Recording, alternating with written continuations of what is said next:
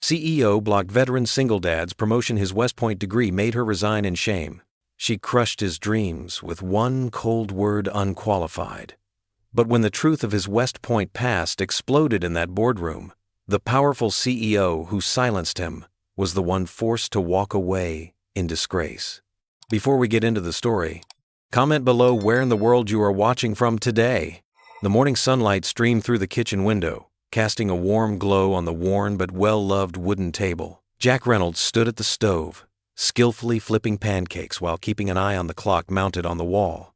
The familiar scent of coffee and breakfast filled their modest home. "Emily, breakfast is ready," he called out, sliding 2 perfectly golden pancakes onto a plate. Heavy footsteps thundered down the stairs, and Emily appeared in the doorway, her backpack slung over one shoulder. Her dark hair was hastily pulled into a ponytail, and she stifled a yawn as she dropped into her usual chair. "Dad, you didn't have to make pancakes on a weekday," she said, though her eyes lit up at the sight of the steaming plate in front of her.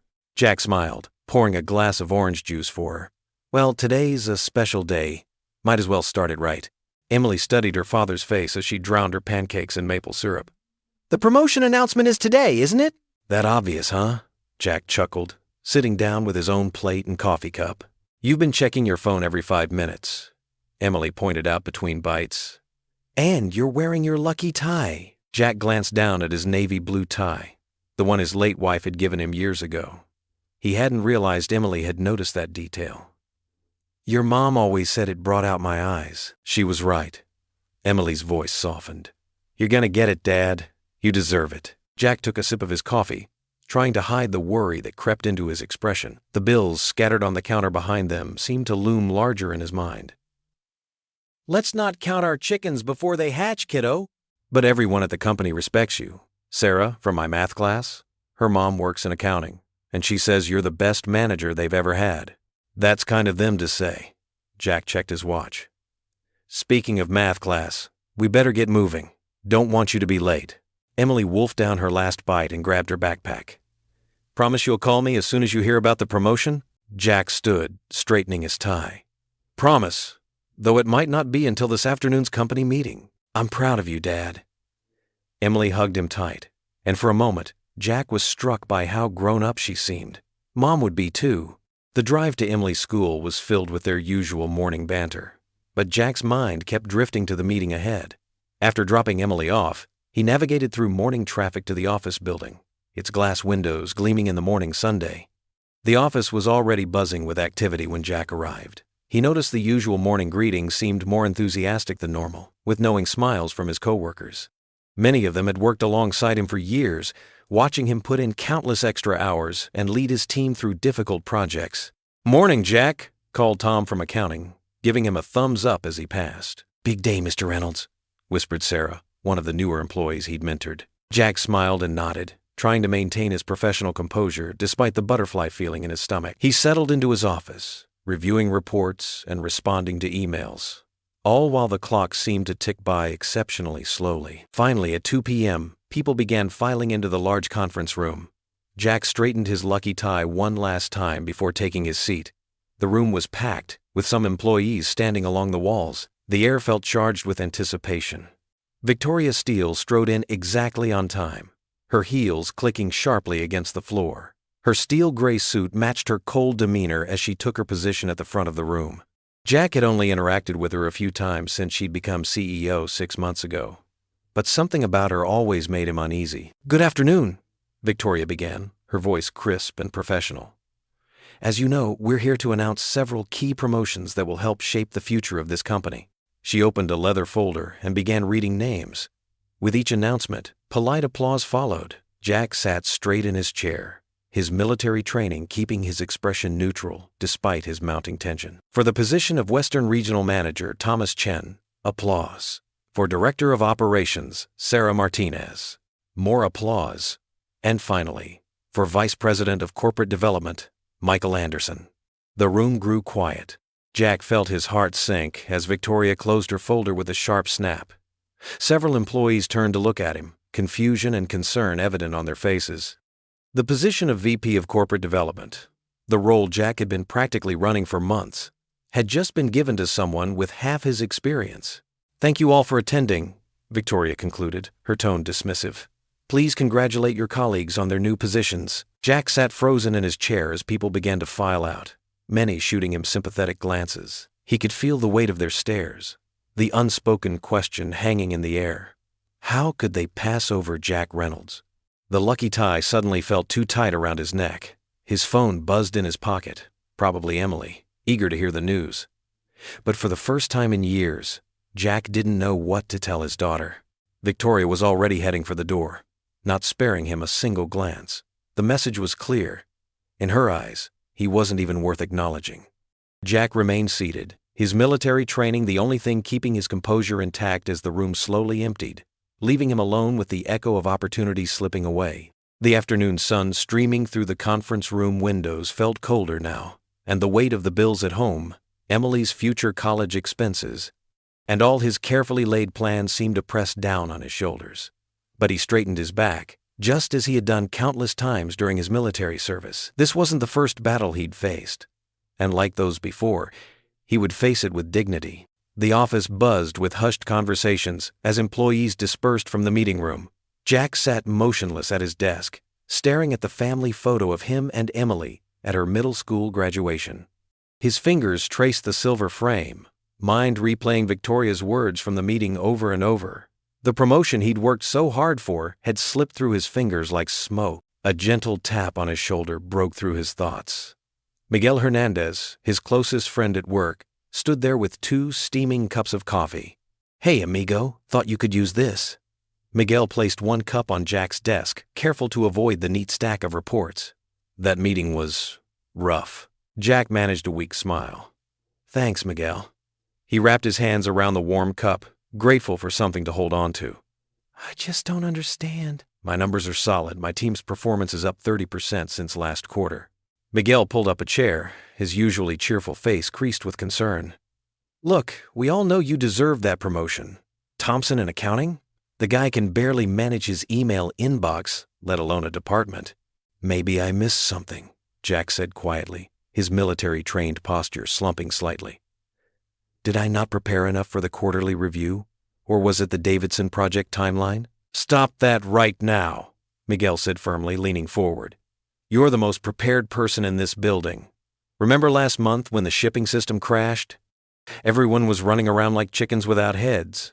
But you had a backup plan ready to go. Saved the whole department millions. Jack nodded absently, remembering how his military training had kicked in during that crisis. Assess, adapt, overcome. The same principles that had served him well as an officer now helped him excel in logistics. And don't forget, Miguel continued, you did all that while helping me plan my daughter's quinceañera. My wife still talks about how you found that perfect venue when everything else was booked. That brought a genuine smile to Jack's face. Sophia's face, when she saw those decorations, made it all worth it. Exactly. That's what I mean. You're not just good at the job, Jack. You care about people. That's real leadership.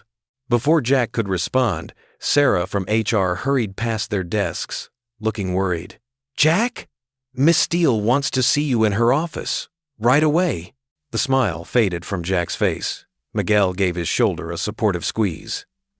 Hey, maybe she's reconsidered.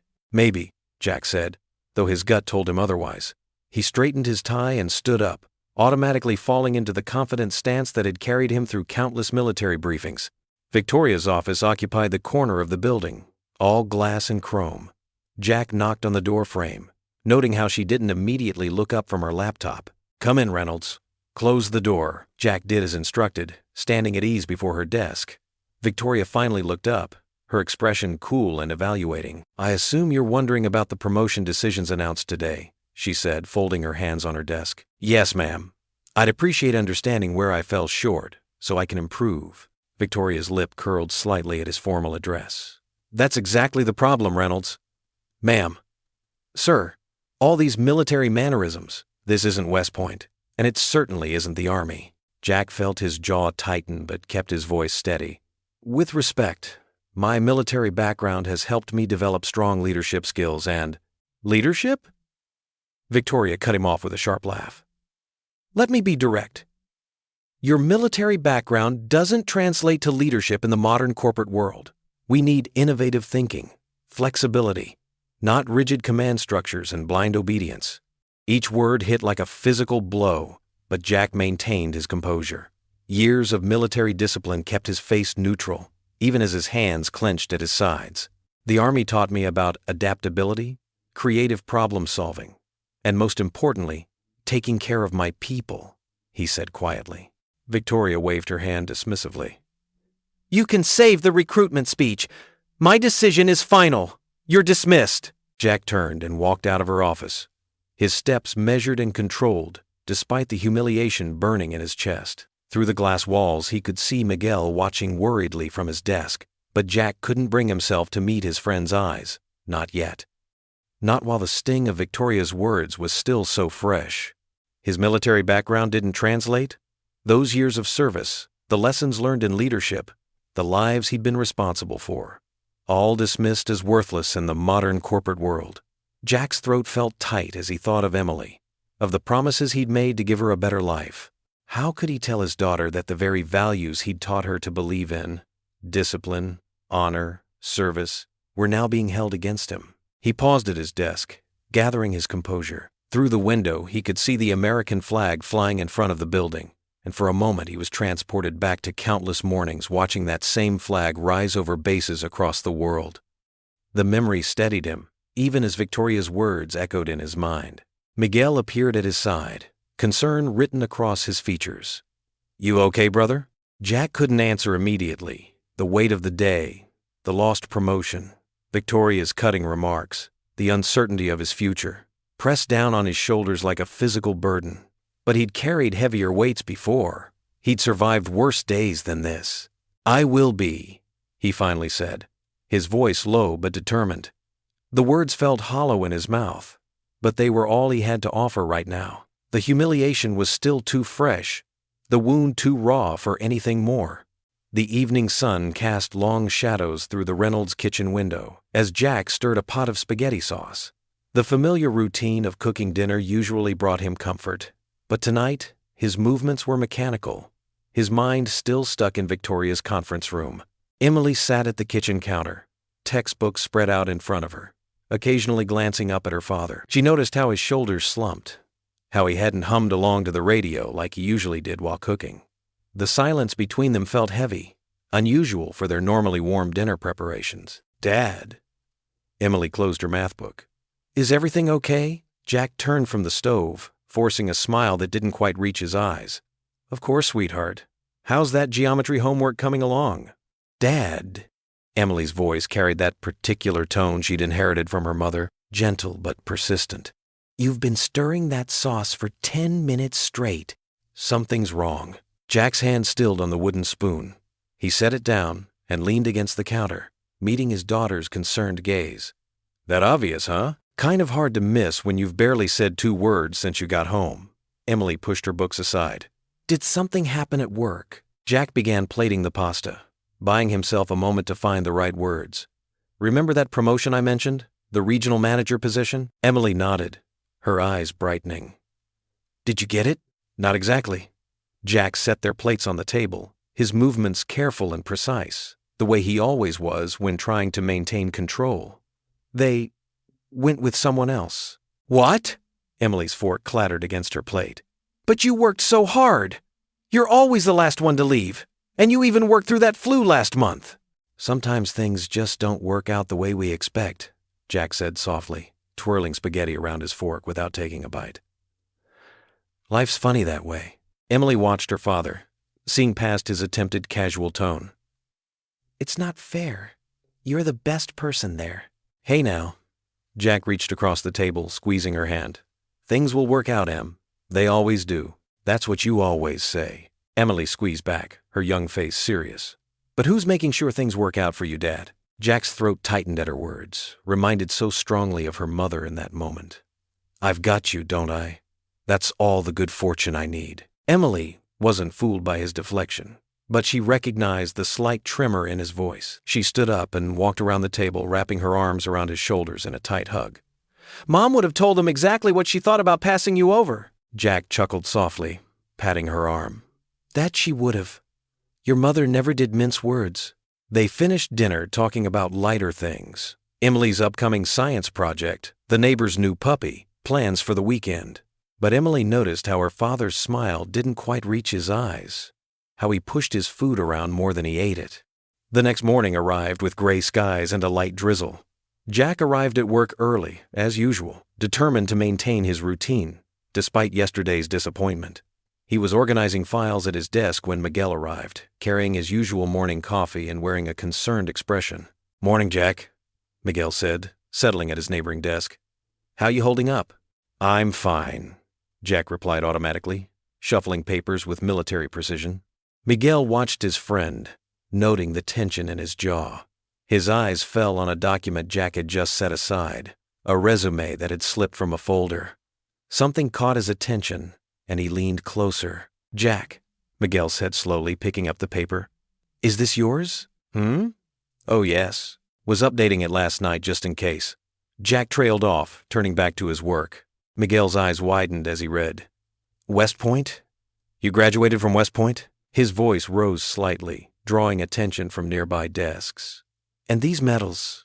Distinguished Service Medal? Bronze Star?" Jack reached for the resume, but Miguel stood up, still reading. "Combat deployments, Special Operations Command experience, advanced leadership training." He looked at Jack in disbelief. "Why didn't you ever mention any of this?" By now, several coworkers had drifted closer, curious about Miguel's exclamations. Sarah, from accounting, peered over his shoulder, her eyebrows shooting up. "I don't like to make a big deal about it," Jack said quietly, uncomfortable with the attention. "It's just my past." "Just your past?" Miguel shook his head in amazement. "Jack, you're a decorated officer. You led troops in actual combat. And Victoria had the nerve to say you lack leadership experience?" The small crowd around their desks grew as word spread. Jack could hear the whispers, see the looks of surprise and respect on his colleagues' faces. Some were shaking their heads in disbelief. Others were pointing at the resume Miguel still held, murmuring about the impressive achievements listed there. "My military service was another life," Jack said, finally retrieving his resume from Miguel's hands. "I'm just trying to do my job here, take care of my daughter." But the whispers had already started spreading through the office like wildfire. "Did you know Reynolds went to West Point? I heard he has a Bronze Star. Can you believe Victoria passed him over?" Jack sat at his desk, trying to focus on his work as the murmurs continued around him. He'd never wanted his military service to define him here, had never sought recognition for it. But as he glanced up at his coworkers' faces, he saw something that made him pause, not just surprise, but genuine respect, and something that looked almost like pride. Miguel leaned against Jack's desk, his voice low. "You know, sometimes the past isn't just the past, amigo. Sometimes it's the foundation that shows exactly who someone island." The break room hummed with the usual lunch hour activity. Jack sat at his usual corner table, methodically unpacking his brown paper bag while reviewing reports on his tablet. The familiar routine helped steady his mind after the morning's disappointments. "Hey, Jack," Miguel called out, pulling up a chair. "Got a minute?" Jack looked up, noticing several other coworkers hovering nearby with curious expressions. Sarah from accounting clutched her salad container, while Tim from IT balanced his coffee mug carefully. "Of course," Jack said, straightening up. "What's on your mind?" Miguel exchanged glances with the others before speaking. We saw your resume earlier.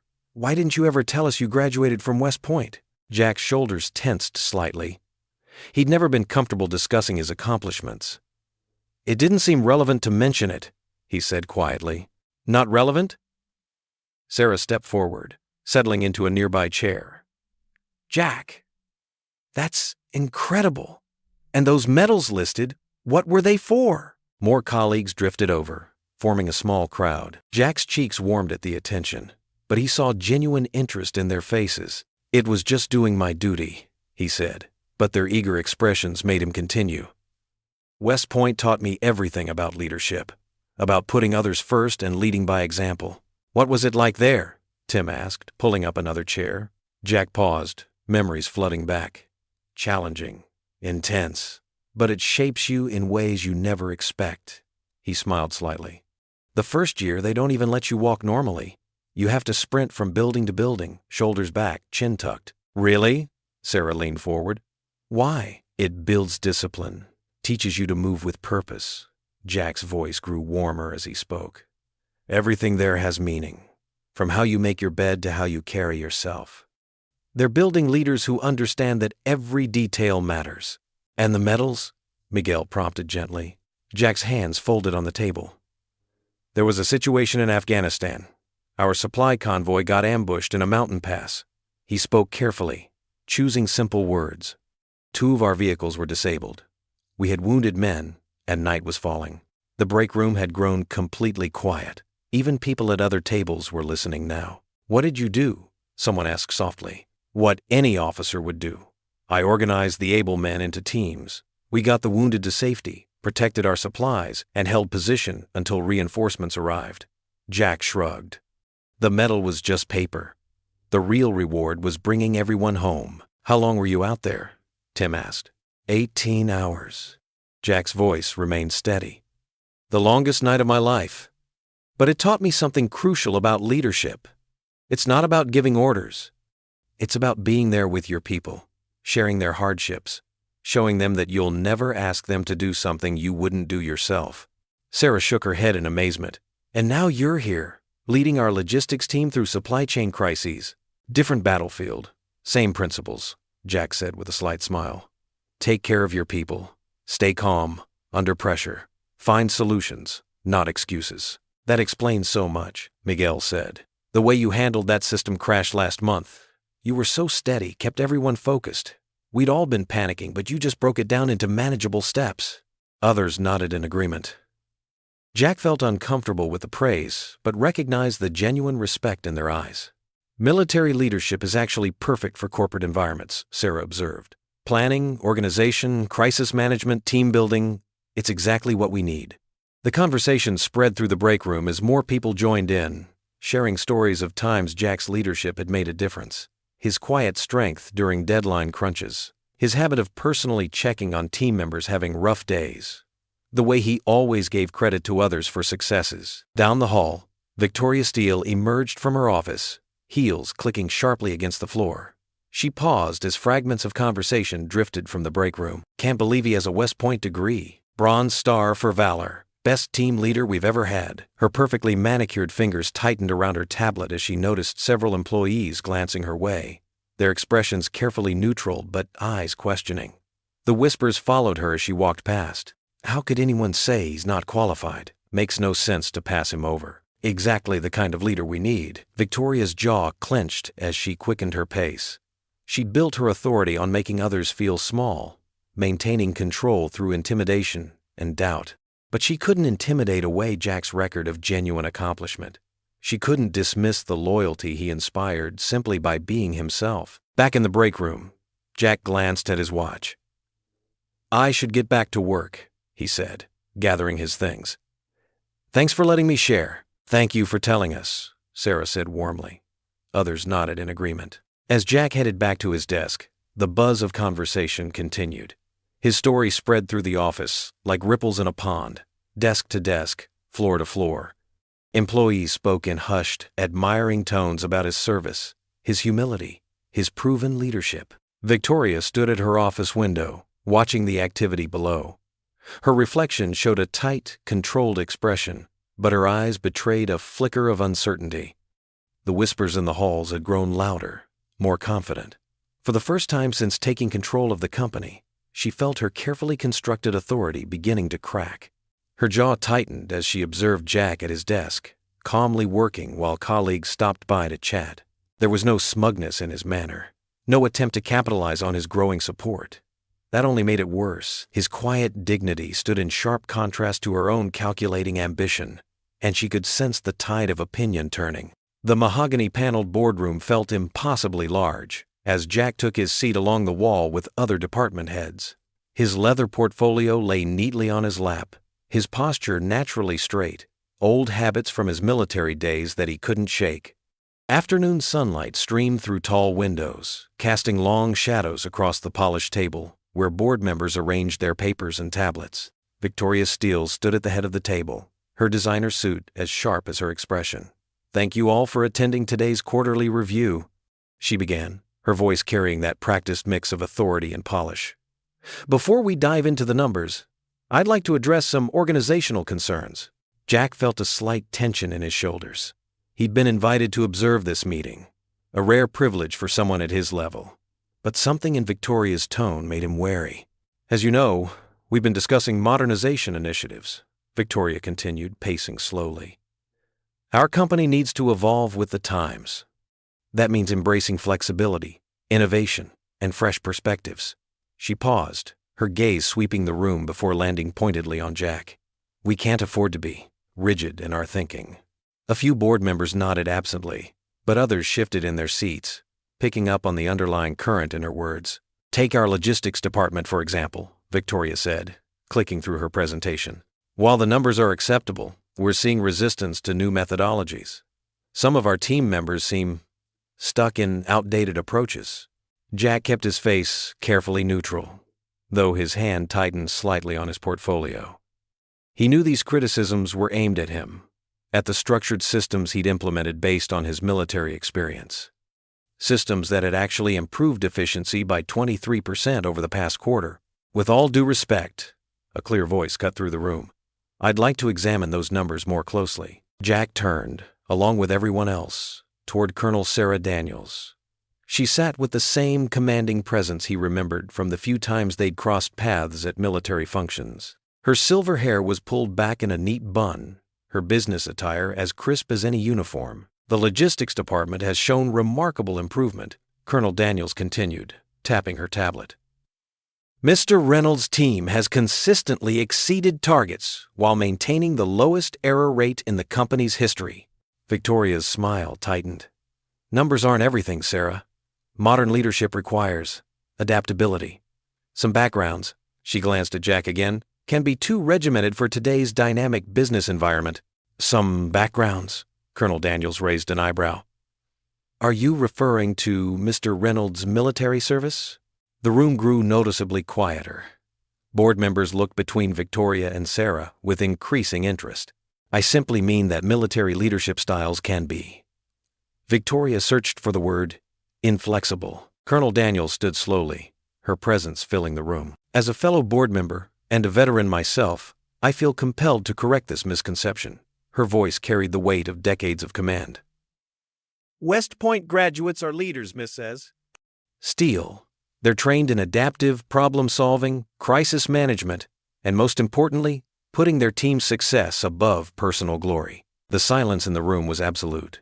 Jack sat very still, touched by the defense but professional enough not to show it. "Mr. Reynolds' record speaks for itself," Colonel Daniels continued. "His department's success isn't despite his military background, it's because of it. West Point taught him discipline, integrity, and how to bring out the best in his people. These aren't outdated values, they're timeless leadership principles."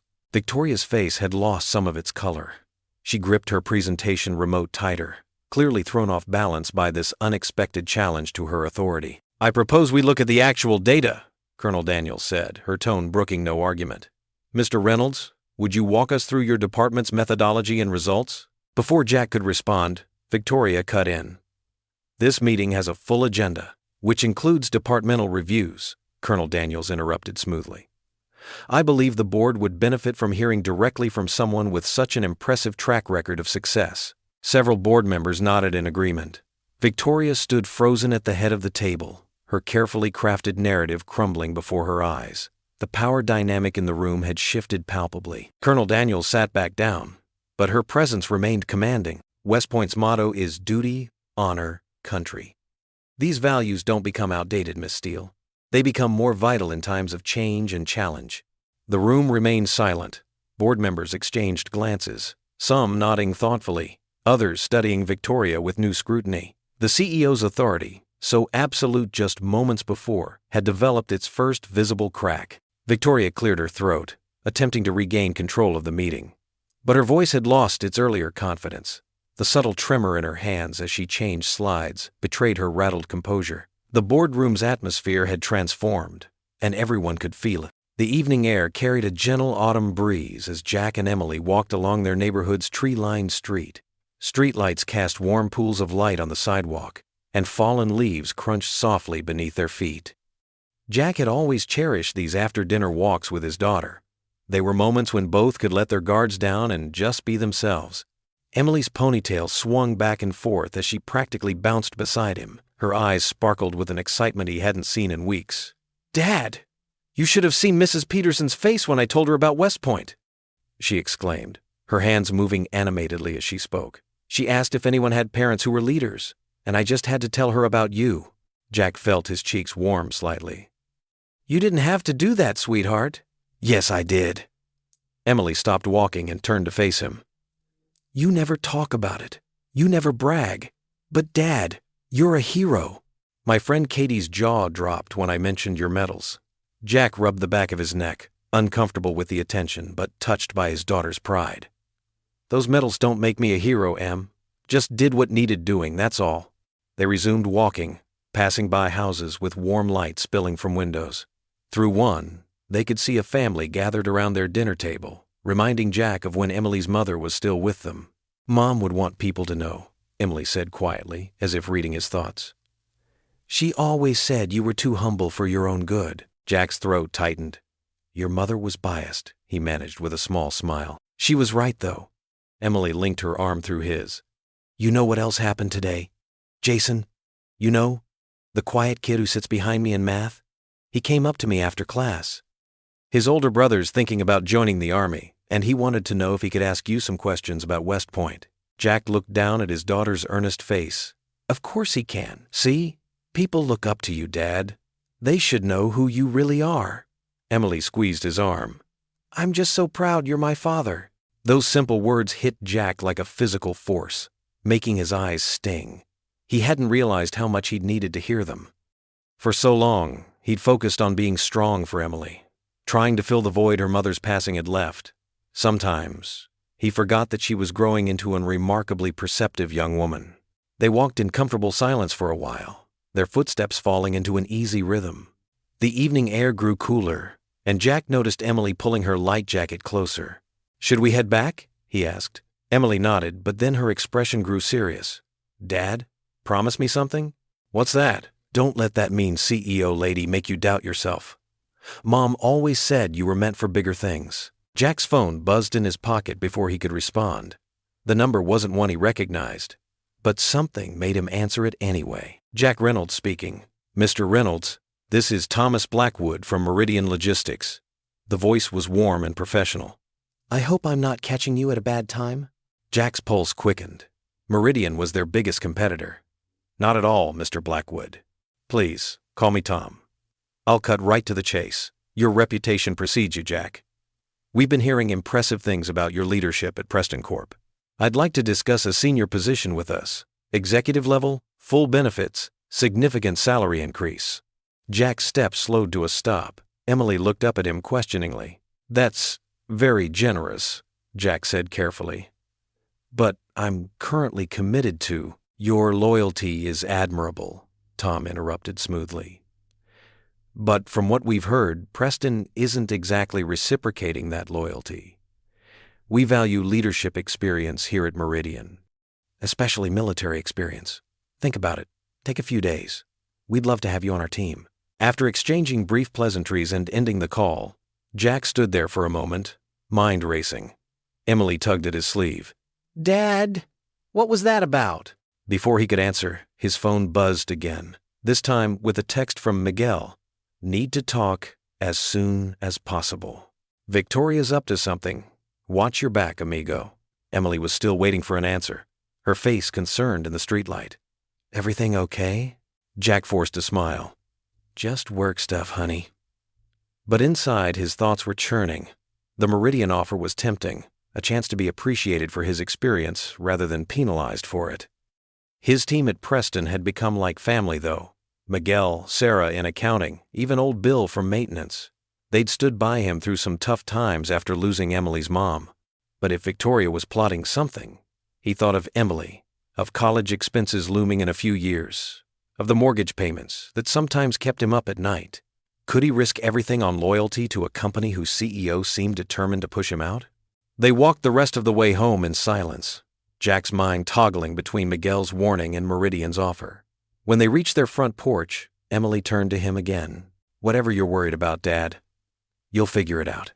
You always do." Jack pulled her into a tight hug, breathing in the familiar scent of her shampoo. "When did you get so wise?" "Must be those good West Point genes," she quipped, then grew serious. "Just don't stay at Preston if it makes you unhappy. Mom wouldn't want that." Jack kissed the top of her head, even as his phone buzzed again with another urgent text from Miguel. The weight of the decision pressed down on him. Loyalty to his team versus protection for his family. Staying to fight versus taking the safer path. Either way, he knew tomorrow would bring challenges he wasn't sure he was ready to face. Emily gave him one last squeeze before heading inside. Through the window, Jack watched her settle onto the couch with her homework, so much like her mother in the way she tucked her feet under her. His phone felt heavy in his pocket, Miguel's warning and Meridian's offer pulling him in opposite directions. Jack sat in his modest office, staring at the business card from Robertson Associates that felt heavy in his hands. The embossed letters caught the afternoon light streaming through his window. Miguel leaned against the doorframe, his usually cheerful face creased with concern. "You're crazy, man," Miguel said, shaking his head. "Robertson's offering you everything Victoria won't. Better pay, actual respect, and a corner office with a view that doesn't face the parking lot." Jack placed the card down on his desk and smiled quietly. "It's not about the view, Miguel." "Then what is it about? Pride? Because let me tell you, there's no shame in taking a better offer." Miguel walked into the office and sat down in the chair across from Jack. "It's about doing what's right," Jack said, straightening the stack of papers on his desk with military precision. "Running away isn't the answer. Not when so many people here are counting on me." Miguel leaned forward, his voice dropping. "Jack, you've got Emily to think about.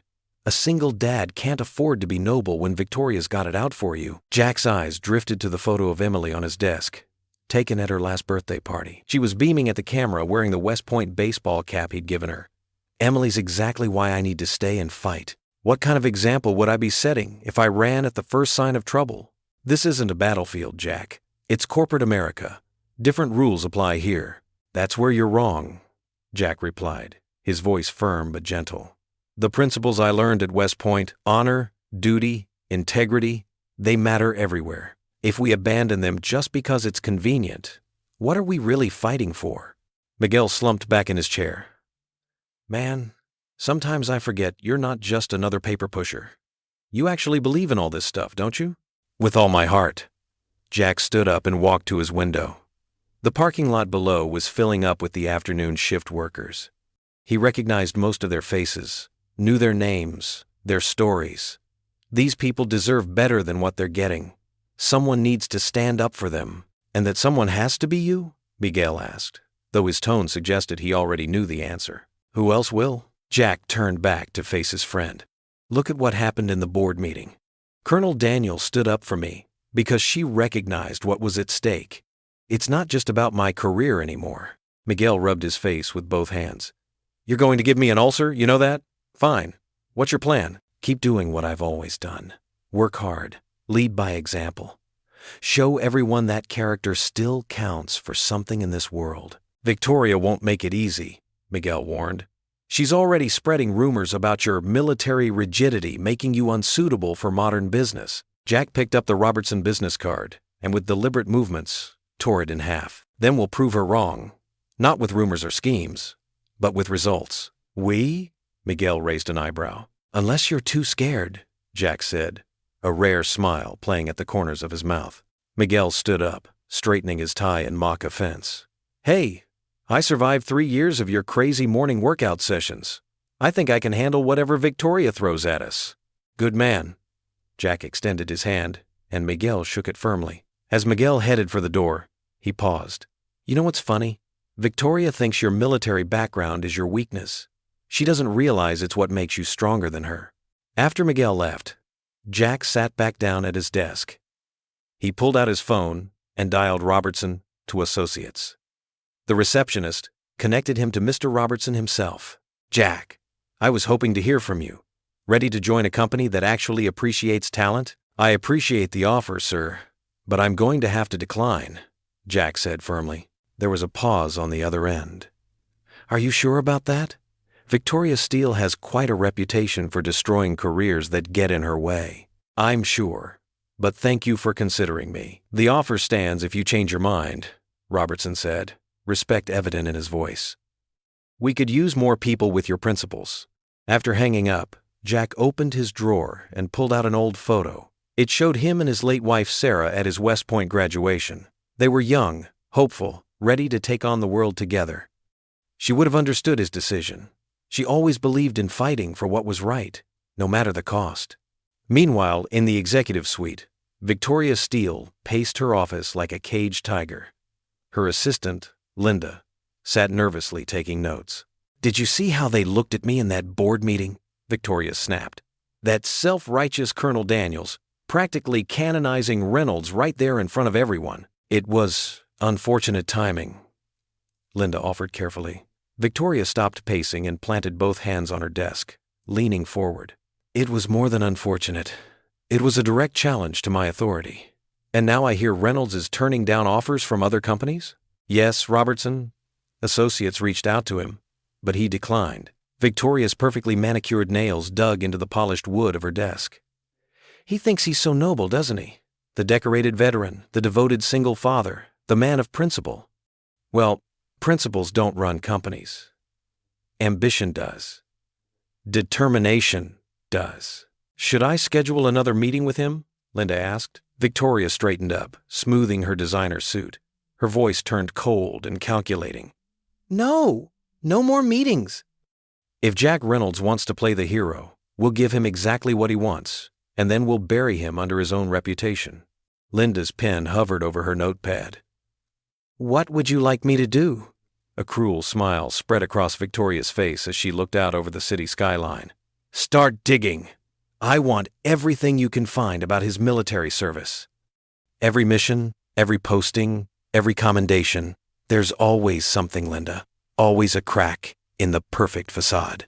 And when we find it, we'll make sure everyone knows exactly who their hero really island. The afternoon sun slanted through the office windows as Jack stood before his team in the conference room. 6 faces looked up at him expectantly, some curious, others anxious. The quarterly logistics report had just landed on their desks, and the numbers weren't good. Supply chain delays were threatening their biggest accounts.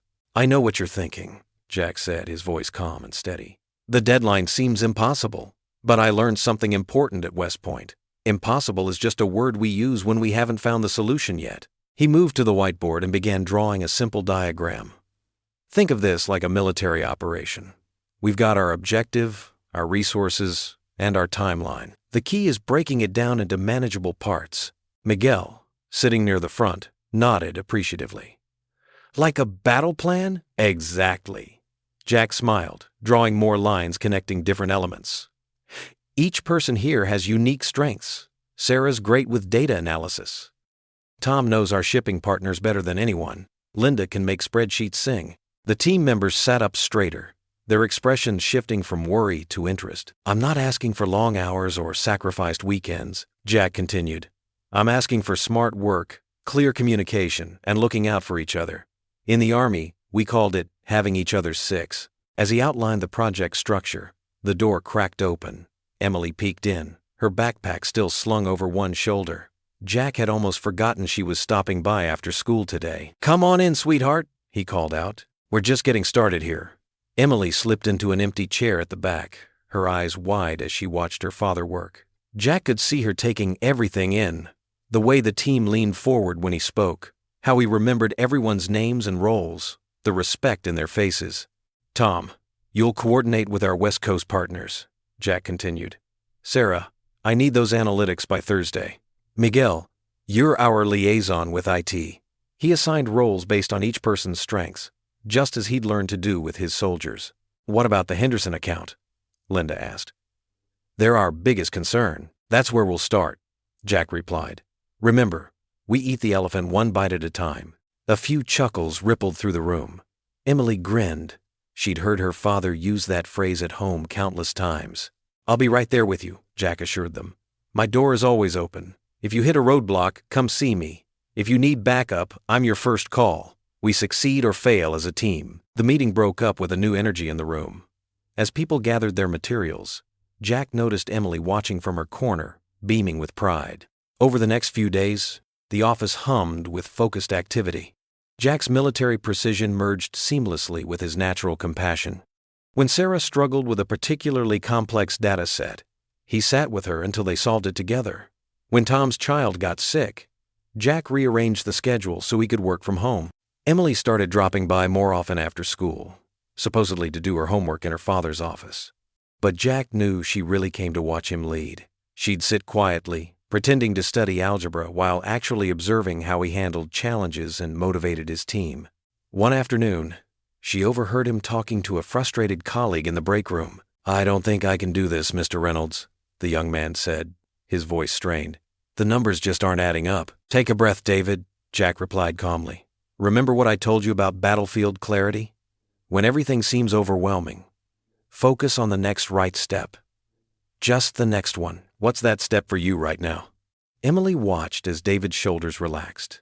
Her father had used the same approach with her when she'd struggled with her science fair project last year. The team's progress became noticeable throughout the office. Other departments started paying attention when Jack's group consistently met their deadlines. Their methods were different, more structured than the usual corporate approach, but also more supportive.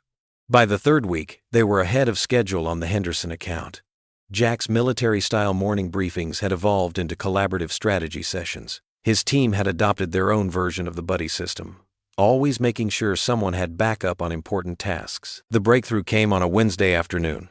Sarah burst into Jack's office, waving a printout. "We did it!" she exclaimed. "The new routing system worked. We're 3 days ahead of projection on Henderson." Word spread quickly. Jack gathered his team to celebrate, making sure every person knew their role in the success. Emily, there for her usual after-school visit, watched as her father handed out credit to everyone but himself. "This is what excellence looks like," he told them. "Not just in the results, but in how we achieve them, together." The victory rippled through the building. Other department heads stopped by to ask about their methods. Jack's team proudly explained their system, using military terms they'd picked up from their leader: strategic objectives, tactical flexibility, unit cohesion. Up in her corner office, Victoria Steele watched the celebration through narrowed eyes. She observed as Jack's team members walked taller, spoke more confidently, worked with renewed purpose. Worst of all, she saw how others looked at him, with respect, admiration, even loyalty. "The Henderson account wasn't due for another 3 days, she said sharply to her assistant. "Mr. Reynolds' team finished early," the assistant replied carefully. "They've already started on next month's projections." Victoria turned away from the window, her perfectly manicured nails drumming on her desk. Below, she could hear the muffled sound of applause as Jack's team celebrated their success. Emily sat in her father's office later that afternoon, finishing her homework as the excitement wound down. She watched him organizing files, still wearing the same calm, steady expression he'd had all day. "Dad," she said softly, "I saw what you did today, how you led everyone. It was just like you told me about West Point, taking care of your people, showing them the way forward." Jack paused in his filing, touched by the pride in his daughter's voice. "Those lessons stay with you," he said simply. "I think Mom would be really proud," Emily added, "of how you're fighting for what's right." Jack looked at his daughter, seeing in her face the same strength and conviction that had drawn him to her mother all those years ago. Outside his office, the team was still buzzing with achievement. Their success hadn't just been about numbers and deadlines. It had been about proving that leadership built on honor and compassion could triumph in the corporate world. Jack's military values, far from being outdated, had shown everyone a better way forward. The kitchen table was covered with textbooks and notebooks, pencils scattered across its wooden surface like pickup sticks. Emily sat hunched over her math homework, her brow furrowed in concentration. Jack leaned in beside her, his finger moving across the algebra equation. "So if x equals 12, he explained patiently, "then we can substitute that value here." He tapped the paper with his pencil. Emily nodded slowly, her eyes lighting up with understanding. "Oh, now I get it. The whole equation balances out." She quickly wrote down the solution, then looked up at her father with a grin. "You know, you explained this way better than Mrs. Henderson." Jack chuckled, running a hand through his graying hair. "Well, Those engineering classes at West Point had to be good for something. Did Mom help you study when you were at West Point? Emily asked suddenly, her voice soft. Jack's hand stilled on the textbook. His heart squeezed at the unexpected question. No, sweetie. I met your mom after graduation, remember? She was working at that coffee shop near the base. Emily smiled, a distant look in her eyes. Yeah, you told me. She spilled coffee all over your uniform. And instead of being mad, I asked her out to dinner. Jack finished, warmth spreading through his chest at the memory. She always said it was the best mistake she ever made. Emily pushed her homework aside and reached for the cookie jar, their traditional study break snack.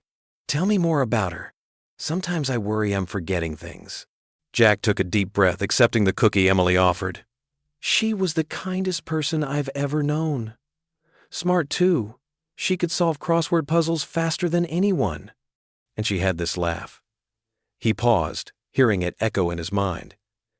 It was impossible not to smile when she laughed. Like when she tried to teach me to ride a bike, Emily said, her eyes brightening. She kept running behind me, laughing and cheering, even though she was out of breath. That's right, Jack smiled.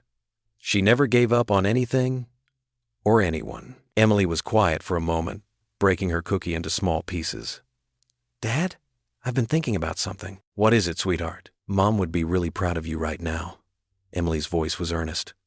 With everything happening at work and how you're standing up for yourself, you seem different lately. Stronger, like the dad I remember from before she got sick. Jack felt his throat tighten. He reached across the table and squeezed his daughter's hand. Emily, I mean it, she continued, her eyes glistening. For a while after she died, it was like you were just going through the motions. But now, she gestured at the homework spread between them, at the comfortable kitchen around them. Now you're really here again, fighting for what matters. Mom always said that was one of the things she loved most about you. Jack had to swallow hard before he could speak. Your mom was my strength for a long time. After we lost her, I wasn't sure how to find that strength again. But you did, Emily said firmly. You're finding it now. I see it every day. She smiled, wiping quickly at her eyes. And I know she sees it too. Jack stood up and walked around the table, pulling Emily into a tight hug. She buried her face in his shoulder, just like she used to when she was little. For a moment, they just held each other, sharing memories and love that didn't need words. Finally, Emily pulled back, giving him a watery smile. We should probably finish this math homework. Jack kissed the top of her head. You work on the next problem. I'll be right back. He walked down the hallway to his bedroom, where a framed photograph sat on his dresser. Sarah Reynolds smiled back at him, her eyes bright with joy, her arms wrapped around a younger Emily at the beach. It was one of the last family vacations they'd taken before the diagnosis. Jack picked up the frame, his thumb brushing across the glass. I miss you every day, he whispered. But our girl is right. I'm finding my way back. He took a deep breath, looking at his wife's radiant smile.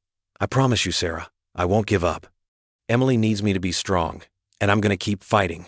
For her, for us. The sound of Emily calling from the kitchen, Dad, I think I solved it, made him smile. He set the photograph back in its place of honor and turned toward his daughter's voice, toward the future they were building together, one small victory at a time. The morning started like any other at the logistics company. Coffee cups steamed on desks, keyboards clicked steadily, and the usual hum of office conversation filled the air. Jack Reynolds sat at his desk, reviewing shipment schedules when his phone buzzed. The message from Miguel made his heart skip a beat. Emergency meeting, conference room, now. Walking briskly down the hallway, Jack noticed others hurrying in the same direction. Through the glass walls of the conference room, he could see Victoria Steele standing at the head of the table, her face drawn and tense. Department heads filled the chairs around her, their expressions grim. We have a situation, Victoria announced as Jack slipped into an empty chair. The Robertson contract is in jeopardy. Our primary shipping route through the Panama Canal is completely blocked due to mechanical failures. We have 48 hours to get $3.2 million worth of medical supplies to San Francisco, or we lose everything. The room erupted in chaos. Manager voices overlapped. That's impossible. We can't reroute that much cargo in 2 days. The contract penalties will bankrupt us. Jack watched as panic spread across faces. He recognized the familiar spiral of fear. He'd seen it in combat zones when situations seemed hopeless. Victoria's attempts to restore order only added to the frenzy as managers argued over impossible solutions. Taking a deep breath, Jack stood up. His chair scraped against the floor, the sound cutting through the noise. Years of military training took over as he spoke, his voice steady and commanding. "May I approach the board?" he asked, gesturing to the whiteboard behind Victoria. Victoria hesitated, then stepped aside with obvious reluctance. Jack picked up a marker and began drawing a map. "Right now, we have 3 warehouses holding Robertson supplies," he said, marking points on his crude map. "Instead of seeing this as one massive shipment, we need to break it down into coordinated movements, just like a military operation." The room grew quiet. Jack continued, his marker squeaking as he drew lines across the board. "We can split this into 3 parallel operations." His hand moved confidently across the board. "Team Alpha takes the northern route through Seattle. Team Bravo moves through Salt Lake City. Team Charlie handles the southern approach through Los Angeles." He turned to face the room. "We need 3 coordinated convoys, moving simultaneously. I've handled similar logistics under much worse conditions in Afghanistan." The managers leaned forward, their earlier panic giving way to focused attention. Jack moved to the conference table and spread out shipping manifests. "Miguel, your team has contacts with independent trucking companies in the Northwest, correct?" Miguel nodded eagerly. "Yes, several reliable ones." "Good. You'll head Team Alpha." Jack turned to another manager. "Sarah, your department handles our California operations. You're Team Charlie. David, you take Team Bravo through the central route." He assigned roles quickly, his military precision showing through as he delegated responsibilities. People began taking notes, their movements becoming purposeful rather than panicked. "But the cost," Victoria interjected from the corner where she'd been watching silently, "will be less than losing the entire contract?" Jack finished firmly. "We'll need to authorize overtime and premium rates for drivers, but I've already calculated the margins.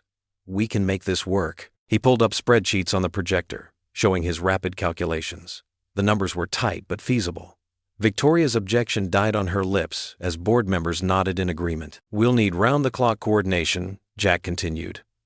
"I'll set up a command center here in the conference room. Each team leader will report in every 2 hours. We'll track every truck, every mile, every minute." Energy began to fill the room. Not the frantic energy of panic, but the focused determination of purpose. Jack moved between groups, answering questions, adjusting plans, offering solutions to potential problems before they could arise. "What about driver fatigue regulations?" someone asked. "Already factored in," Jack replied. "We'll have relay teams at these points." He marked several cities on the map. Fresh drivers take over while maintaining continuous movement. More questions came, and Jack handled each one with calm efficiency. His military background wasn't just showing, it was proving invaluable. The same skills that had helped him coordinate troop movements across hostile terrain were now being applied to save their biggest contract. Workers began filtering into the conference room, drawn by the activity. Instead of sending them away, Jack incorporated them into the plan. "We need people monitoring weather patterns, tracking road conditions, coordinating with truck stops for priority refueling. Everyone has a role." The employees straightened their backs, infected by Jack's quiet confidence. Even those not directly involved in shipping wanted to help. Someone set up a coffee station in the corner. Another person organized a schedule for food deliveries. The conference room transformed into a legitimate command center. "First convoy moves out in 30 minutes, Jack announced, checking his watch. "Team leaders, get your people in position. Communication channels need to be open and tested in 15. Let's move." The room burst into coordinated activity. People rushed to their assigned tasks with purpose, not panic. Jack stood at the center of it all, calm and focused, exactly as he'd been trained to be in times of crisis. Victoria watched from the doorway as her employees rallied around Jack's leadership. She saw the respect in their eyes, the confidence in their movements, the trust in their quick responses to his directions. This was more than just crisis management. This was natural leadership in action. "Sir," a young employee approached Jack hesitantly. "I know I'm just from accounting, but I used to dispatch for a trucking company. Could I help coordinate the drivers?" "Perfect." Jack nodded, immediately integrating her into the team. "Set up at that station. Miguel will get you the contact lists." More volunteers stepped forward, each finding their place in the operation. The chaos of an hour ago had transformed into a smooth-running machine, all following Jack's clear vision and calm direction. As the first trucks began rolling out, right on schedule, Jack stood before the map, tracking their movements. The room hummed with purposeful energy. Phones rang with updates, and computers displayed real-time tracking data. His military training hadn't just prepared him for this moment, it had prepared everyone else to follow him through it. The employees moved with newfound confidence, pride evident in their efficient actions. They weren't just saving a contract anymore. They were proving what they could accomplish under true leadership. Jack's quiet strength had become their strength, his clarity of purpose, their guide through the crisis. Jack Reynolds stood in the conference room at 3 a.m., surrounded by empty coffee cups and tired faces lit by computer screens. The whiteboard behind him was covered with flowcharts and contingency plans, his neat military handwriting filling every available space. "All right, team," Jack said, his voice steady despite his exhaustion. "Let's review one more time. Miguel, how's the backup supplier looking?" Miguel rubbed his eyes but managed to smile. "They're on standby, Jack. I got them to match our regular rates, just like you suggested. They can start shipping within 2 hours of our go-ahead." Jack nodded, turning to another colleague. "Sarah, what about the logistics rerouting?" "All trucks are positioned exactly where you mapped out," Sarah replied, stifling a yawn. "Your military convoy experience really paid off here. We've got alternative routes planned for every possible bottleneck." The room buzzed with quiet determination.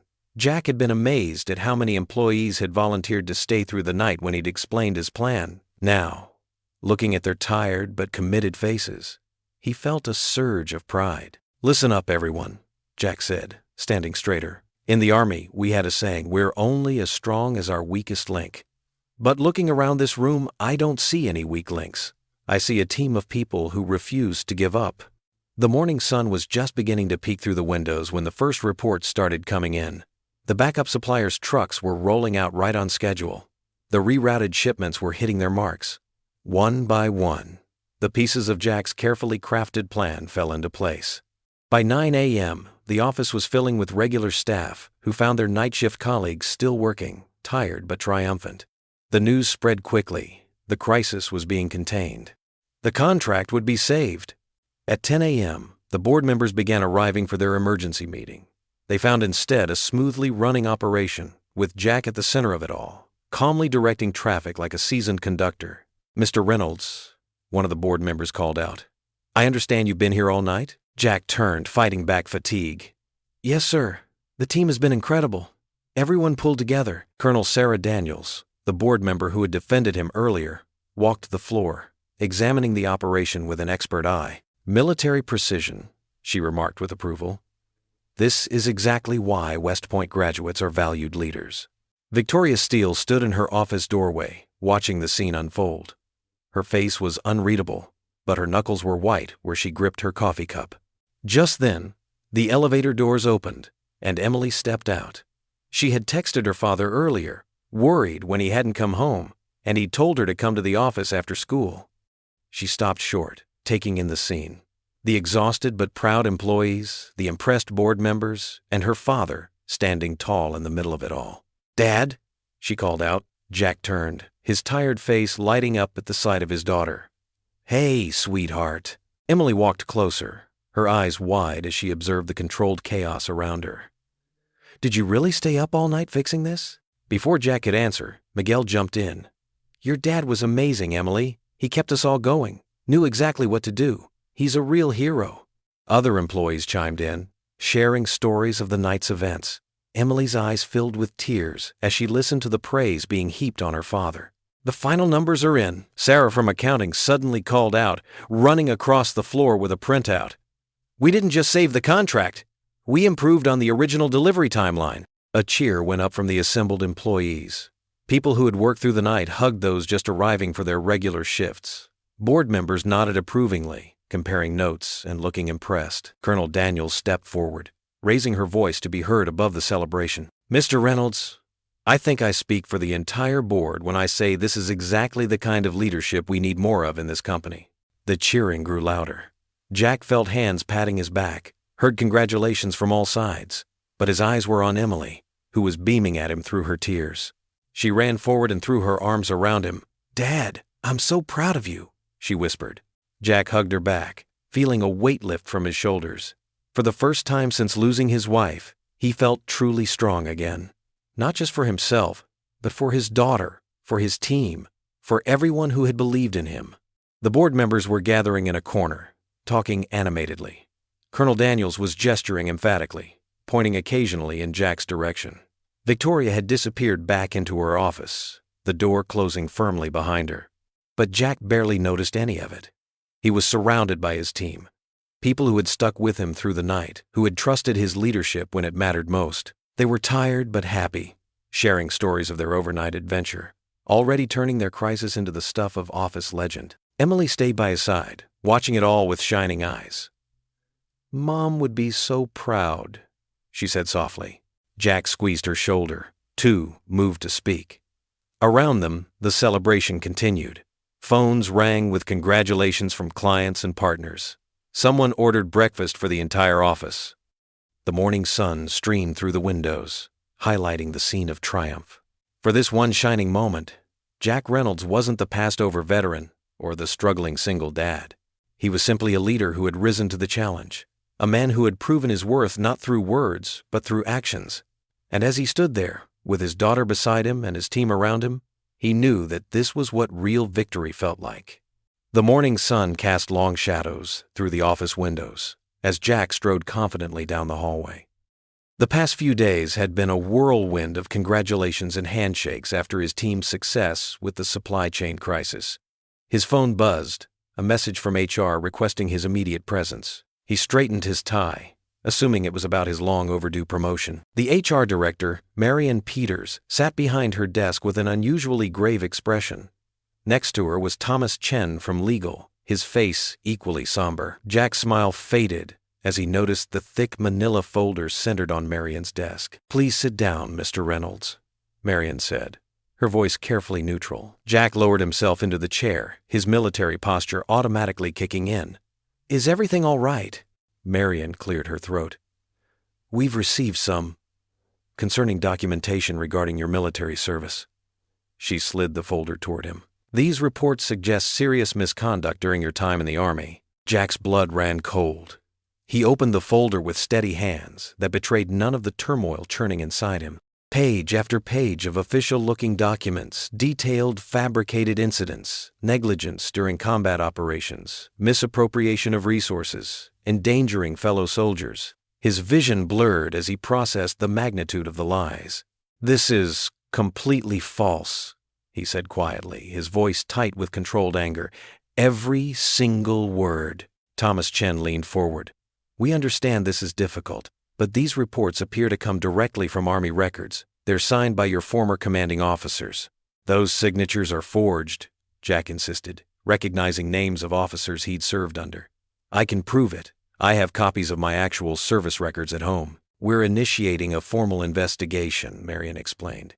"In the meantime, you'll be placed on administrative leave." Through the glass walls of the HR office, Jack could see Victoria Steele watching from the hallway, a slight smile playing at the corners of her mouth. The pieces clicked into place, her threatened authority, her desperation to maintain control, her warning that she'd bury him. Walking back to his desk felt like the longest journey of his life. Whispers followed him as news spread through the office. Colleagues who'd cheered him days ago now averted their eyes. Miguel tried to approach, but Jack shook his head slightly. He couldn't handle sympathy right now. He gathered his personal items with mechanical precision, muscle memory from countless military pack-ups taking over. His West Point diploma came off the wall last, the gold embossing now seeming to mock him. Everything he'd built his life on, honor, integrity, service, was being twisted into something ugly. The drive home was a blur. Jack's phone kept buzzing with messages from concerned coworkers, but he couldn't bring himself to read them. He pulled into the driveway of their modest house, sitting in the car for long minutes as he tried to gather strength for what he'd have to tell Emily. But Emily wasn't home yet. Jack paced the living room, rehearsing explanations that all sounded hollow. How do you tell your teenage daughter that someone has tried to destroy everything you've taught her to believe in? His phone rang. Emily's school. His daughter's voice came through shaking with tears. Dad, can you come get me? Please? Jack found Emily waiting outside the school office, her shoulders hunched, clutching her backpack like a shield. As they walked to the car, he heard snippets of conversation from passing students. That's her, Reynolds' kid. Heard he got kicked out. Total fraud. Emily slid into the passenger seat and burst into tears. They're saying horrible things about you, Dad! Megan showed everyone these posts online about your Army record being fake and that you lied about everything. Jack's heart shattered. He'd faced combat, lost his wife, raised a daughter alone, but nothing had prepared him for seeing his child suffer because of lies told about him. I told them it wasn't true, Emily continued between sobs. I told them about your medals, about how proud Mom was of you. But they just laughed and said I was lying too. Jack pulled her into a tight hug across the center console, feeling her tears soak into his shirt. I'm so sorry, sweetheart. I'm so sorry you have to go through this. The drive home was silent except for Emily's occasional sniffles. As soon as they arrived, she ran to her room and closed the door. Jack stood in the hallway, listening to her muffled crying, feeling more helpless than he had since her mother's death. The house grew dark as evening fell, but Jack didn't bother turning on any lights. He sat alone in the living room, surrounded by family photos and military memorabilia that now felt like artifacts from another life. His phone continued buzzing occasionally, probably more messages from concerned friends or maybe reporters trying to get a statement. The weight of shame pressed down on him like a physical force. Everything he'd worked for, every value he'd tried to instill in Emily, every sacrifice he'd made, all of it was being twisted and destroyed by Victoria's lies. The sound of his daughter's continued crying drifted down the hallway, each sob another crack in his already broken heart. In the darkness, Jack stared at the wall where his West Point diploma now leaned, still wrapped in bubble wrap from his office. The glass seemed to reflect back all his doubts and fears. For the first time since leaving the Army, he felt truly defeated. The community center basement wasn't much to look at. Folding chairs formed a circle under harsh fluorescent lights, and the coffee in the corner had gone cold hours ago. But for Jack Reynolds, this Thursday night Veterans Support Group had become his lifeline over the past 3 years. Tonight, his hands trembled as he gripped his paper cup. The familiar faces around him, men and women who had served across different branches and eras, waited patiently. They could see the weight pressing down on his shoulders. I thought I was doing everything right, Jack finally said, his voice barely above a whisper. Serving with honor, raising my daughter, working hard. But now, he paused, swallowing hard. Now they're saying I did things in the Army, things that never happened, and people are starting to believe it. Marcus, a retired Marine with silver hair, leaned forward in his chair. Tell us what you're really afraid of, Jack. The question hit him like a punch to the gut. Jack stared at the linoleum floor, gathering his thoughts. I'm afraid Emily will have to live with this shame. That everything I've built, her trust in me, my reputation, the life we've made since Sarah died, it's all going to fall apart because of these lies. Look at me, son, came a gravelly voice from across the circle. It belonged to Frank, their oldest member, a Vietnam veteran who rarely spoke. You think your honor is something someone else can take away? Jack met the older man's steady gaze. They're making it look real, Frank. Official reports, witnesses. Paperwork doesn't make truth, Frank replied firmly. Truth is what you lived. Truth is what you know in your heart. And everyone in this room knows what kind of soldier you were, what kind of man you are. Lisa, an Army nurse who had served in Afghanistan, nodded. You know who you are, Jack. We know who you are. Your daughter knows who you are. That's what matters. But how do I fight this? Jack's voice cracked. How do I protect Emily from it?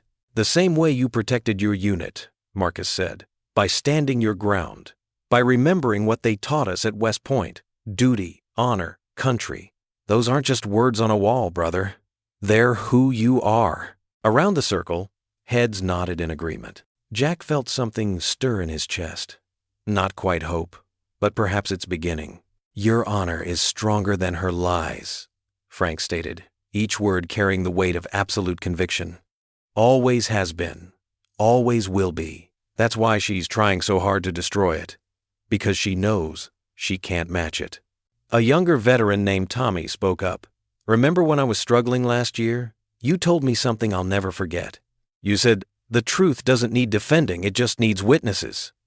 Well, you've got a whole room of witnesses right here. The words hung in the air as other veterans began sharing their own stories of facing false accusations, of fighting through doubt, of rediscovering their strength through faith and fellowship. Jack listened, drawing strength from their experiences.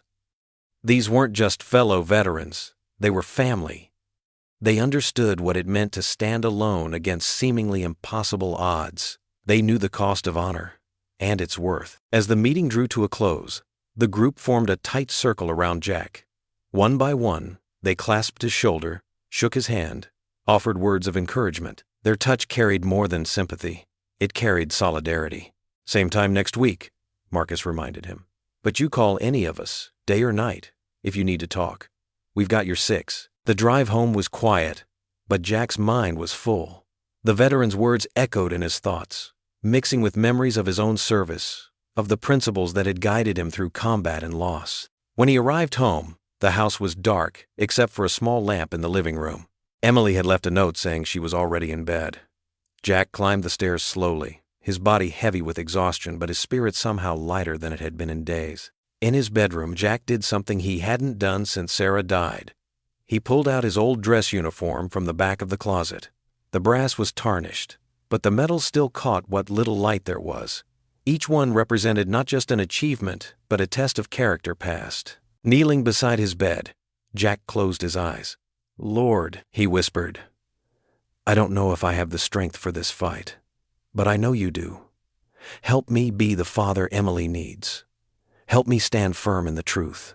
He heard a soft creak behind him and opened his eyes. Emily stood in the doorway in her pajamas, her face soft with concern. Without a word, she crossed the room and knelt beside him. Her small hand found his larger one and squeezed tight. Father and daughter stayed there in the darkness, their joined hands a bridge between fear and faith, between doubt and determination. In that moment, Jack felt something he thought he had lost, not just hope, but certainty. Whatever came next, they would face it together, anchored by truth that no lie could shake. The doorbell rang on Saturday morning, startling Jack from his morning coffee. Emily was still asleep upstairs, and the house was quiet, except for the gentle hum of the dishwasher. He wasn't expecting anyone, especially not at 7 in the morning. When he opened the door, his mouth fell open. There stood General Richard Hayes, as commanding as ever in his civilian clothes. His silver hair was neatly trimmed, and his posture remained as straight as a flagpole. Even in khakis and a polo shirt, he carried the unmistakable air of authority that had earned him respect from thousands of soldiers. Sir! Jack's military training kicked in automatically. His spine straightened, and his hand twitched as if to salute. The general's weathered face broke into a warm smile. At ease, son. And it's just Richard now. I've been retired for 3 years. What brings you here, Richard? Jack stumbled over his words, still processing the surprise visit. Got a call from Sarah Daniels. The general's expression hardened. She told me what's happening at your company. Mind if I come in? Jack stepped aside, gesturing toward the kitchen. Of course. Coffee? Black, if you have it. General Hayes settled into a chair at the kitchen table, his eyes taking in the modest but tidy home. Photos of Emily and Jack's late wife lined the walls, along with Jack's framed West Point diploma. Jack poured a fresh cup and set it before his former commander. His hands trembled slightly. He hadn't seen the general since his wife's funeral 4 years ago. Now then, Hayes said, wrapping his thick fingers around the mug. Tell me everything. For the next hour, Jack laid out the whole story. The blocked promotion, Victoria's prejudice against his military background, the crisis he'd handled, and finally the false accusations that threatened to destroy everything he'd built. The general listened intently, his jaw tightening with each new detail. When Jack finished, Hayes set down his empty cup with deliberate care. And these accusations, he said, his voice dangerously quiet. They're about your service record? Jack nodded, slumping in his chair. She's claiming I covered up serious misconduct during my final deployment, that I endangered my men for personal glory. The hell you did! Hayes's fist came down on the table hard enough to make the cups rattle. I commanded that operation myself. You saved 12 lives that day. Footsteps creaked on the stairs, and Emily appeared in the doorway, looking sleepy and confused. "Dad, is everything okay?" Jack softened his voice. "Everything's fine, sweetie. This is General Hayes. He was my commanding officer in the Army." Emily's eyes widened with recognition. "The one from the story about the rescue mission?" "The very same," Hayes said, his stern expression melting into a grandfatherly smile. "Your dad was one of the finest officers I ever commanded." Emily beamed, then headed to the kitchen to pour herself some orange juice. Jack watched her with a sad smile, remembering how proud she'd been when he first told her about his military service. The general lowered his voice. "Jack, do you still have copies of your service records?" "In my home office. But Victoria's evidence is pretty convincing. She's had months to fabricate it." Hayes stood up, his chair scraping against the floor. "Get them, now." Jack hurried to his office and returned with a thick manila envelope. The general spread the documents across the table, examining each page with practiced eyes. "This is everything?" he asked. "Yes, sir. Every commendation, every evaluation, every mission report." Hayes gathered the papers carefully, squaring the edges with military precision. "Good. Because I'm about to remind your CEO what real leadership looks like." "Sir, you don't have to." "The hell I don't." Hayes's voice boomed, then softened as he glanced at Emily. "Sorry, young lady, but your father's honor is worth fighting for." Emily grinned. "Go get him, General." Hayes stood, tucking the envelope under his arm. "I've got the original mission reports in my personal files at home, and about 30 witnesses I can call. By Monday morning, your CEO won't know what hit her." Jack walked him to the door, feeling simultaneously grateful and anxious. "I don't know how to thank you." "You can thank me by keeping your head high," Hayes said firmly. "Remember what we taught you at West Point. Honor doesn't hide. The truth always surfaces." As the general strode to his car with the determined gait of a man on a mission, Jack felt something he hadn't experienced in weeks. Hope. It wasn't just the documents in Hayes's possession or his reputation that gave Jack comfort. It was the reminder that he wasn't alone, that his military family still had his back after all these years. Emily appeared at his side, slipping her hand into his. "Dad, is General Hayes going to help fix things?" Jack squeezed her hand, watching Hayes's car disappear around the corner. "I think he is, sweetheart. I really think he island." For the first time since Victoria had launched her attack, Jack felt the heavy weight of despair lifting from his shoulders. The flicker of hope in his chest grew stronger as he thought about Hayes's words. Honor doesn't hide. The truth always surfaces. The mahogany-lined boardroom hummed with tension as Victoria Steele stood at the head of the long table, her designer suit as crisp as her demeanor. Board members shifted uncomfortably in their leather chairs while she tapped a thick folder with her manicured fingernail. "As I was saying," Victoria's voice cut through the air like ice, "these documents prove beyond doubt that Mr. Reynolds is not the paragon of virtue he pretends to be." She pulled out several papers, spreading them across the polished surface. His military record shows serious infractions, incidents he conveniently never mentioned. Jack sat quietly at the far end of the table, his hands clasped tightly in his lap. The familiar weight of his West Point ring pressed against his finger, a reminder of everything he'd worked for. His heart pounded, but years of military training kept his face composed. Colonel Sarah Daniels, the veteran board member, leaned forward with narrowed eyes. "These accusations are extremely serious, Miss Steele. I assume you've thoroughly verified these sources?" Victoria's red lips curved into a slight smile. "Of course. Everything is properly documented." She began passing copies around the table. "As you can see, there were multiple incidents of insubordination, questionable judgment in the field, and the heavy boardroom doors burst open with a bang that made everyone jump. General Richard Hayes stood in the doorway, his military bearing unmistakable even in civilian clothes. His steel-gray hair and weathered face spoke of decades of command, and his eyes blazed with controlled fury. "I apologize for the interruption," he said, his voice carrying the natural authority of someone used to commanding troops. "But I believe you're discussing one of my former officers." Victoria's perfectly composed expression flickered. "I'm sorry, but this is a private board meeting. Security will—" "I'm General Richard Hayes, United States Army, retired." He strode into the room, his presence filling the space. "And I commanded Captain Jack Reynolds for 3 years." He carried a worn leather briefcase. which he set firmly on the table. Jack stood at attention automatically, ingrained respect showing in every line of his body. "General, sir." The general nodded to Jack before turning his attention back to Victoria.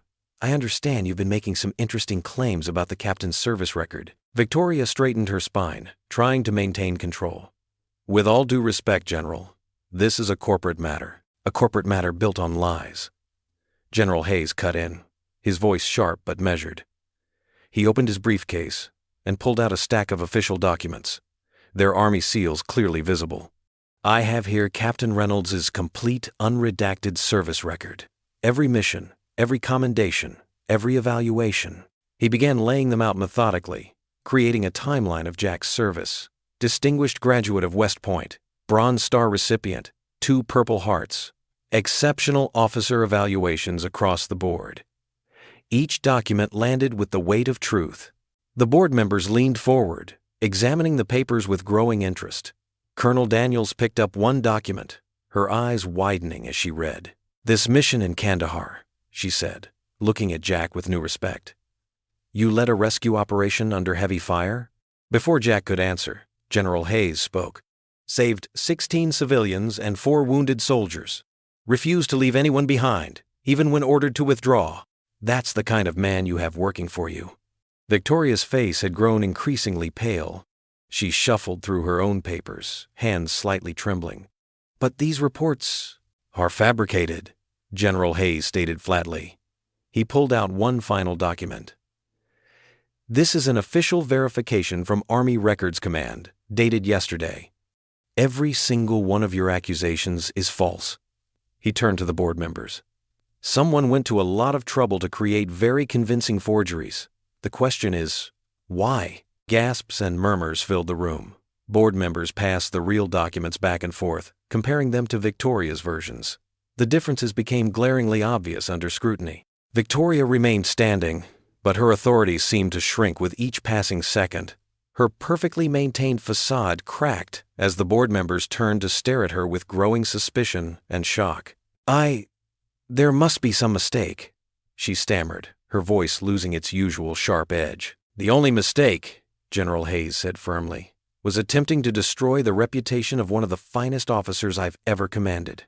He turned to address the board directly. "I've known Jack Reynolds since he was a young lieutenant.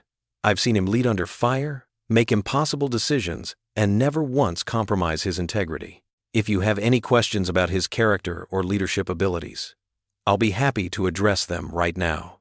The board chairman, an elderly man with wire-rimmed glasses, picked up one of the general's documents. "I don't think that will be necessary, General Hayes. These records speak for themselves." He turned a cold gaze toward Victoria. "What does require immediate discussion is the origin of these false accusations." Victoria's carefully constructed world of lies began to crumble visibly around her. The stack of forged documents sat before her, like a monument to her deceit, while the general's true records formed an insurmountable wall of evidence against her machinations. Colonel Daniels stood up, her military bearing matching the general's. "I move that we immediately suspend Miss Steele, pending a full investigation into this matter." Her voice carried the weight of authority and barely contained anger. "I second the motion," another board member quickly added. The chairman nodded gravely. "All in favor?" Hands rose around the table in unanimous agreement. Victoria stood frozen, her career dissolving before her eyes as her elaborate deception unraveled completely. Jack remained silent throughout, watching with a mixture of relief and sadness as justice unfolded. The weight of weeks of false accusations lifted from his shoulders, replaced by the vindication he'd prayed for but never expected to arrive so dramatically. The general placed a supportive hand on Jack's shoulder, the gesture speaking volumes about their shared history and mutual respect. The boardroom had fallen into stunned silence, the only sound the rustling of papers as the evidence of both truth and deception lay side by side on the polished mahogany table. The atmosphere in the office crackled with electricity. Small groups of employees gathered in corners, their whispers growing steadily into a collective roar of outrage. The proof of Jack's innocence had spread through the building like wildfire, and with it came a surge of anger that could no longer be contained. Sarah from accounting stood up first, her hands trembling but her voice steady. "We demand Victoria's resignation." The call echoed through the halls, picked up by others, until it became a chorus of unified voices. Miguel led a group of workers toward the boardroom, their faces set with determination. "We won't work under someone who fabricates lies about good people," he declared. His normally cheerful expression hardened with resolve. Inside the boardroom, the board members exchanged meaningful glances.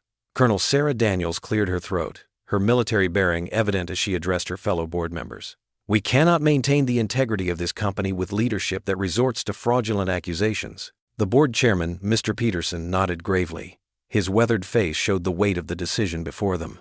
"Miss Steele, would you step outside while we discuss this matter?" Victoria's perfectly manicured nails dug into her palms as she left the room. In the hallway, she faced rows of employees who had once cowered before her. Now they stood tall, their eyes full of judgment and disappointment. The walls she'd built around herself began to crack. Hours crawled by as Victoria sat alone in her office, the sounds of protest still audible through her closed door. When Mr. Peterson finally entered, his expression told her everything she needed to know. "The board has reached a decision," he said quietly. "We believe it would be best for everyone if you step down, Victoria. We'll offer you a graceful exit. But your position here is untenable." Victoria's carefully constructed world crumbled around her. Her throat felt tight as she nodded, unable to speak. The chairman left her alone with her thoughts, with the weight of her actions pressing down on her shoulders. As darkness fell and the office emptied, Victoria remained at her desk, staring at nothing. A soft knock at her door made her look up. Jack Reynolds stood in the doorway, his face showing not triumph, but compassion. "I thought we should talk," he said simply. Victoria's carefully maintained facade finally shattered. Tears spilled down her cheeks, smearing her perfect makeup. "I tried so hard to be strong," she whispered, her voice breaking, "to never show weakness, to never let anyone see what was underneath." Jack sat down across from her, saying nothing, just listening. "When you came along," Victoria continued, wiping uselessly at her tears, "with your quiet strength and your genuine leadership, everyone could see it, the real thing, and it made everything I'd built look as hollow as it really was." She stood up, walking to the window where city lights twinkled in the darkness. "I've spent my whole career climbing higher, stepping on whoever I had to, telling myself it was just business. But you," she turned to face him, her mascara streaked across her cheeks, "you showed them what real leadership looks like. Honor, integrity, everything I gave up chasing success. It's never too late to change," Jack said softly. Victoria shook her head, a bitter smile crossing her face. "Maybe not, but it's too late for me here." She walked to her desk and pulled out a crisp envelope. "My resignation," already signed. She placed it carefully on the polished surface. "You'll do better than I ever could, Jack. They deserve someone like you." Jack stood, understanding this was both an ending and perhaps a beginning for Victoria. "Everyone deserves a second chance," he offered quietly. "Maybe somewhere else," Victoria replied, gathering her personal items with trembling hands. "Somewhere I can try to be more like." She paused, struggling with the words. "More like the person I see when I look at you." She walked to the door, then turned one last time. "I'm sorry, Jack. For everything." Her voice caught on the words. "Thank you for showing me what I'd lost along the way." With that, Victoria Steele walked out of her office for the last time, leaving behind the power she'd fought so hard to gain and the integrity she'd sacrificed to get it. Her heels clicked down the empty hallway, echoing through the silence, carrying with them the sound of defeat, revelation, and perhaps, somewhere in the distance, redemption. Jack watched her go, feeling not victory, but a deep sadness for the price ambition had extracted from a woman who'd forgotten that true leadership comes not from power, but from character. Chapter 17. The Triumphant Rise. The morning sun streamed through the tall windows of the company's executive conference room, casting long golden rays across the polished oak table. Jack Reynolds adjusted his tie, the same one Emily had given him for Father's Day last year, and took a deep breath. Around him, board members settled into their leather chairs, their expressions warmer than he'd ever seen them. Colonel Sarah Daniels, who had first defended him in that fateful meeting months ago, sat directly across from him, a knowing smile on her face. The other board members exchanged quiet glances, and Jack could feel the shift in the room's energy. so different from the tension that had filled these walls during Victoria's reign. "Mr. Reynolds," began Thomas Wheeler, the board chairman, his voice carrying clearly across the room. "The events of the past few months have shown us something remarkable about leadership. Sometimes it takes a crisis to reveal true character." Jack's mind flashed back to those difficult days, the supply chain crisis, the false accusations, the dark moments when he'd questioned everything. But he also remembered the unwavering support of his team, Emily's steadfast faith in him, and the veterans who'd reminded him to stand tall. "The board has conducted an extensive review," Wheeler continued, shuffling some papers before him. "Your military service record, your performance here, and most importantly, your handling of recent challenges have demonstrated exactly the kind of leadership this company needs." Colonel Daniels leaned forward. "Jack, we're not just looking for someone who can manage numbers and contracts. We need someone who can inspire people. Someone who understands that integrity isn't just a word on a mission statement." Jack's throat tightened with emotion. He thought of Emily, how proud she'd be, how proud her mother would be. "Therefore," Wheeler said, standing now, "it is my pleasure, on behalf of the Board of Directors, to officially offer you the position of Chief Executive Officer of Reynolds Logistics Corporation." The room burst into applause. Jack stood, overwhelmed by the moment, and shook Wheeler's extended hand. "Thank you, sir. I'm honored by your trust." "The honor is ours," Colonel Daniels said, joining them. "Now, about your acceptance speech at the ceremony next week." The days flew by in a blur of preparations. Emily helped him practice his speech every evening, offering suggestions and gentle critiques. "Dad, you should definitely mention the veteran program idea," she'd say, curled up on their living room couch. "And don't forget about helping other single parents. That's important too." Finally, the day of the ceremony arrived. The company's main auditorium was packed with employees, board members, and special guests. Jack stood backstage, adjusting his suit jacket one last time. "Dad?" Emily appeared beside him, looking beautiful in her new blue dress. "You look perfect. Stop fidgeting." He smiled down at her, reminded so much of her mother in that moment. "Thanks, sweetie. Nervous, I guess." "Don't be," she said, straightening his tie. "Just be you. That's what got you here." The chairman's voice boomed through the speakers, introducing Jack. Emily gave him a quick hug and hurried to her front row seat. Jack stepped onto the stage, blinking against the bright lights. The applause was thunderous. He saw familiar faces everywhere. Miguel beaming from the third row, his veteran support group members scattered throughout the crowd, Colonel Daniels nodding encouragingly from her seat with the board. Jack raised his hand, and the room gradually fell silent. He looked down at his prepared speech, then set it aside. Instead, he found Emily's eyes in the crowd and began to speak from his heart. "When I graduated from West Point, I learned that leadership isn't about power or position. It's about service, about putting others before yourself." He paused, letting his gaze sweep across the room. "In the military, we lived by a code of honor.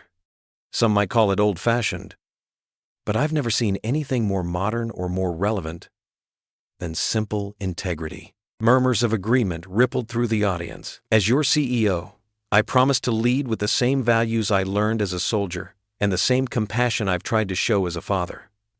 This company will be known not just for its success, but for its heart." He outlined his plans: a new veteran hiring initiative, mentoring programs for single parents, leadership training based on values and character. With each point, the enthusiasm in the room grew. "Finally," Jack said, his voice softening, "I want to make one more promise. To everyone in this room, and especially to my daughter Emily, I will never forget that true leadership means serving others. It means standing up for what's right, even when it's hard. And it means remembering that every person in this company is part of our extended family." Emily wiped tears from her eyes as the audience rose in a standing ovation. Jack placed his hand on the Bible that Wheeler held out, took his oath of office, and signed the official documents. As the chairman presented him with the company's seal, Jack caught Emily's radiant smile in the front row. She mouthed the words he knew were in both their hearts. Mom would be so proud. The applause continued as Jack shook hands with the board members. He could feel it in the room. Not just celebration, but hope. Hope for a new kind of leadership. hope for a company that would stand for something more than just profits. The evening light painted warm shadows across the Reynolds' modest dining room as Jack and Emily sat down to a celebratory dinner. The table was set simply, their everyday plates, glasses of sparkling cider, and Emily's attempt at making her father's favorite lasagna. The familiar scent of garlic bread filled their home, making it feel even cozier than usual. "I still can't believe it, Dad," Emily said, her eyes sparkling as she served the slightly misshapen lasagna. "CEO! Remember when you used to tell me stories about being a new lieutenant fresh out of West Point?" Jack chuckled, watching his daughter's careful movements with the serving spatula. "That feels like a lifetime ago, though I have to say, your lasagna looks much better than the mess hall food we had back then." "Well, I followed Mom's recipe," Emily grinned, though her voice softened at the mention of her mother. "I found it in that old notebook, the one with all the food stains on the cover." Jack's eyes crinkled with fondness. "She never could keep a recipe book clean. Remember that Christmas when she tried to make gingerbread cookies? And the whole kitchen ended up covered in flour." Emily laughed, the sound bright and clear. "She said it looked like a winter wonderland." "Your mother always knew how to find the bright side of things." Jack took a bite of the lasagna and smiled warmly. "This is delicious, sweetheart. You've got her touch." Emily beamed with pride. "I had to make something special. It's not every day your dad becomes CEO." She took a sip of her cider and added, "Though I think the whole veteran hiring program you're starting is even cooler than the title." Jack nodded, his expression thoughtful. "Those men and women deserve a chance, just like Colonel Daniels gave me one when she spoke up in that board meeting." "That was like something out of a movie," Emily said, gesturing with her fork. "And then when General Martinez showed up with all your records," Victoria's face turned so white. "Hey now," Jack gently admonished, though he couldn't hide his smile. "Remember what we said about forgiveness?" Emily rolled her eyes good-naturedly. I know. But Dad, she tried to ruin everything. And in the end, she only made us stronger," Jack reminded her. "Sometimes our biggest challenges become our greatest blessings." They ate in comfortable silence for a moment, the clink of forks against plates mixing with the soft music playing from the kitchen radio, the same old station her mother used to love. "You know what I'm most proud of?" Emily asked suddenly, setting down her fork. "What's that?" "That you never gave up. Even when things got really bad. When people were saying awful things, you stayed true to yourself." She fiddled with her napkin. "I was so scared when I heard those kids at school talking. But then I remembered what Mom always said about standing tall." Jack reached across the table and squeezed her hand. "Your mother was the strongest person I knew. She taught us both about dignity and grace." "And faith," Emily added softly. "Remember how she always said God doesn't give us more than we can handle?" "She was right about that too." Jack's voice was thick with emotion. "Just like she was right about you being our greatest blessing." Emily stood up and walked around the table, wrapping her arms around her father's shoulders. Her voice was barely above a whisper as she said, "Mom would be proud of you." Jack turned in his chair and hugged her tightly, tears of gratitude welling in his eyes. In that moment, surrounded by the warmth of their home and the memory of his beloved wife, he felt the pure blessing of renewal, of faith rewarded, of hope restored. Everything they had been through, the struggles, the pain, the victories, had led them here, to this simple moment of father and daughter, bound by love and strengthened by adversity. As they held each other, the last rays of sunset painted the room in soft golden light, as if heaven itself was smiling down on their little celebration. The future stretched before them, bright with possibility and rich with promise, built on the foundation of honor, integrity, and unwavering faith that had carried them through their darkest hours. What would you do if you were in their place? Comment your answer below, and let's see how you'd rewrite the ending. If you enjoyed the story of Jack Reynolds, I hand-picked the next story that you will enjoy. Please, don't miss this one. Click here to watch it.